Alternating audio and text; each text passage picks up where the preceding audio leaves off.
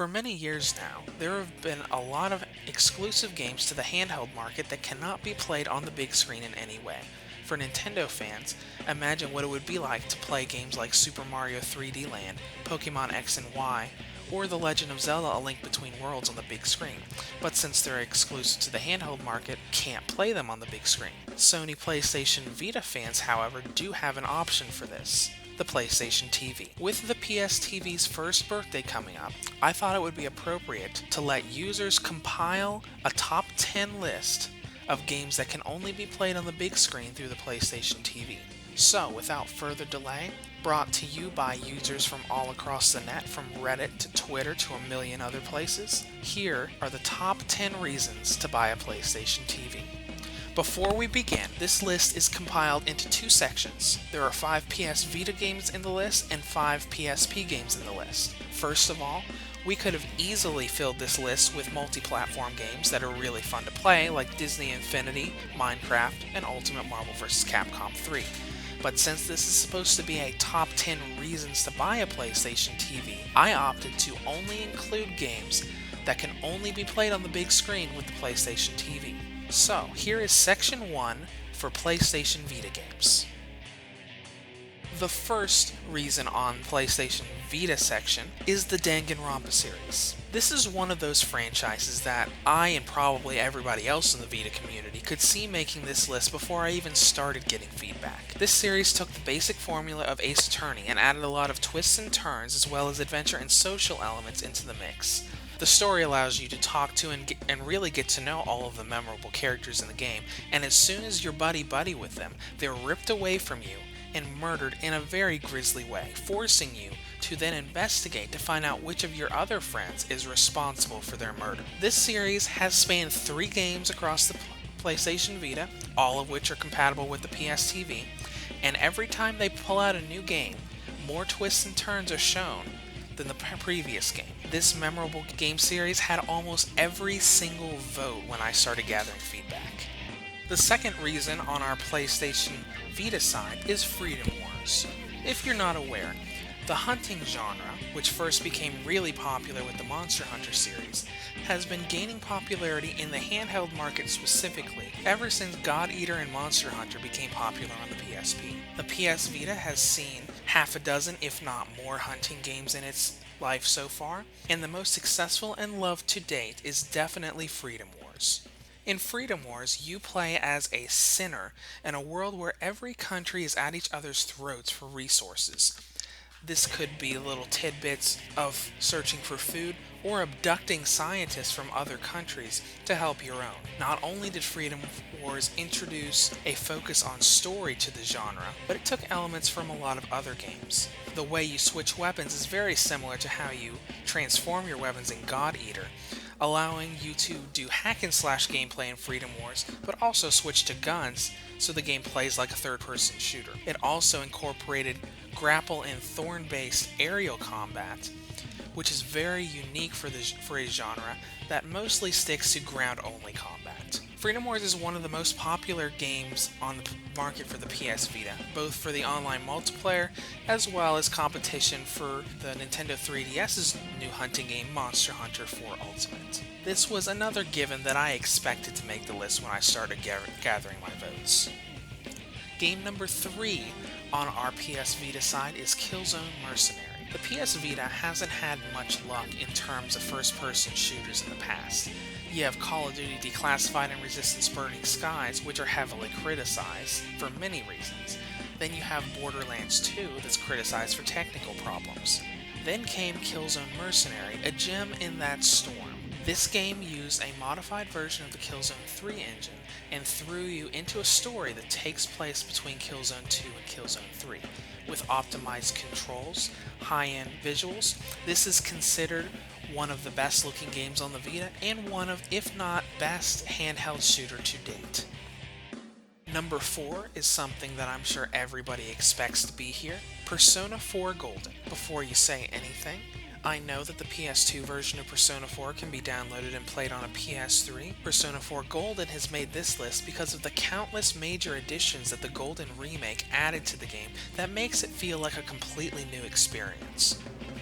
Persona 4 Golden, or Persona 4 in general, is considered to be the most popular game in the Persona franchise. It took all of the things that made Persona 3 great, from the social links, to the Pokemon-like Persona acquiring system, to the dungeon crawling. Take all of this and add new characters, new dungeons, new bosses, story events, scenes, music, endings, difficulty, and more, and you've got a gem packed with more content than any RPG fan will ever know what to do with.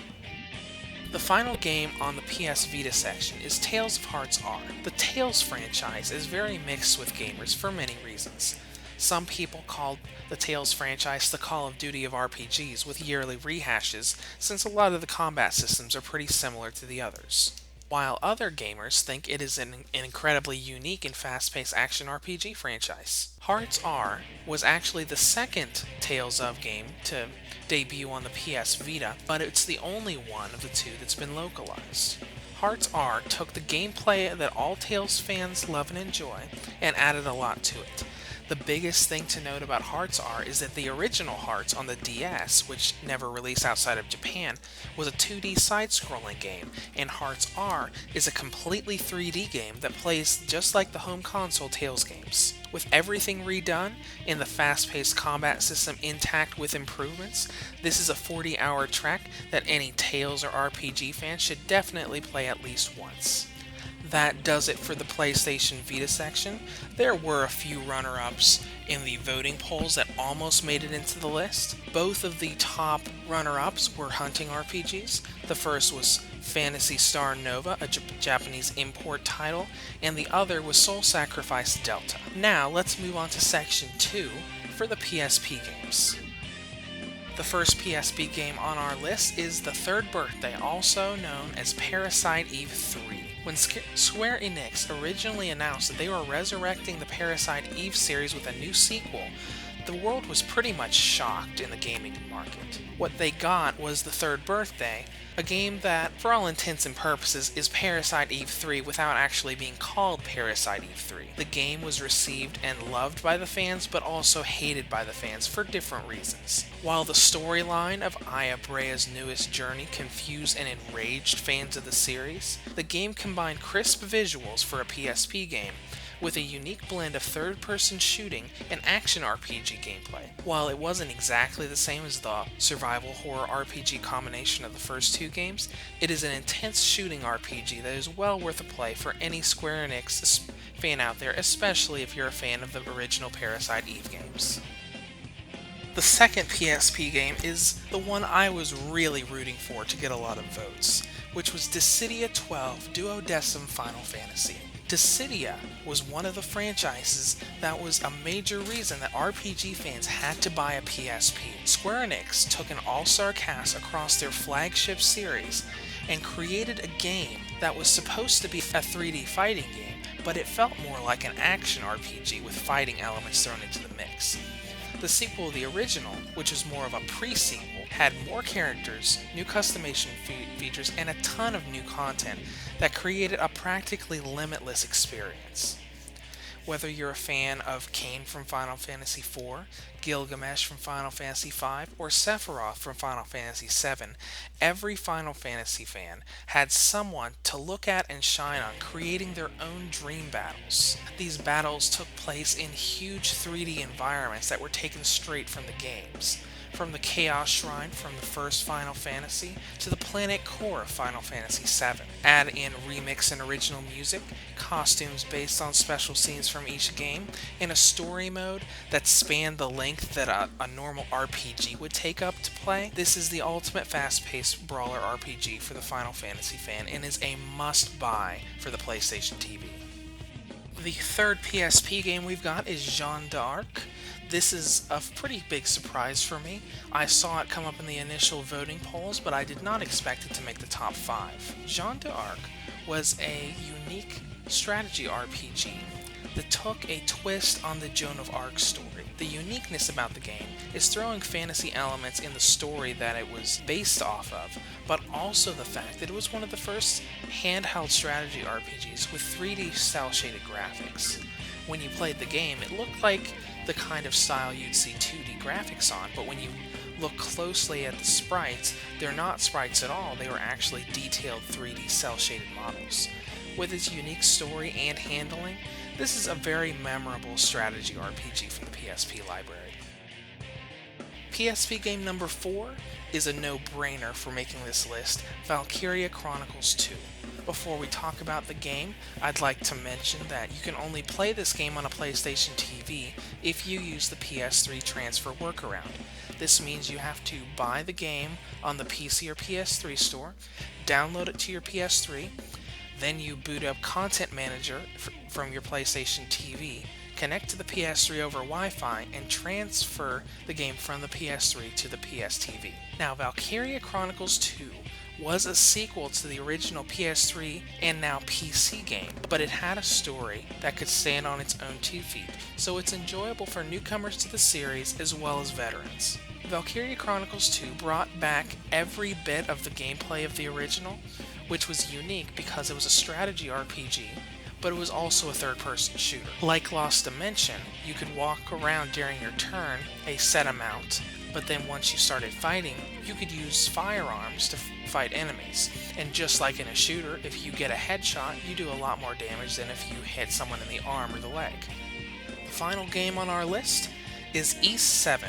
Ys is spelled Y-S. It is also pronounced Wise by many of the fans, even though this is technically an incorrect pronunciation. Ys 7 was a huge deal on the PSP. Not only did it revive the almost forgotten series of action RPGs, but it also added a lot of new elements to the series in general, most notably a party-based combat system that would later be used in Ys Memories of Celceta for the PS Vita.